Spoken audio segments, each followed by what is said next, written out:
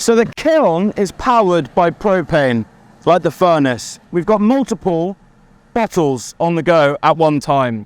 So we've got one for the actual 2 burners that are going into the kiln. We've got another bottle attached to the torch because we actually needed extra fire, extra power. The 2 that we've got in there at the moment just aren't enough manpower.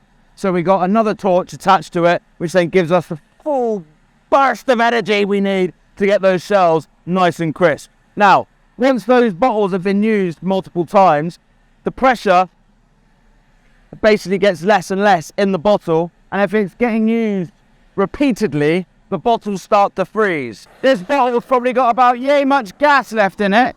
As you can see, it's starting to freeze, so we had to swap the bottle over, get a fresh one, plug it in, and away we go again.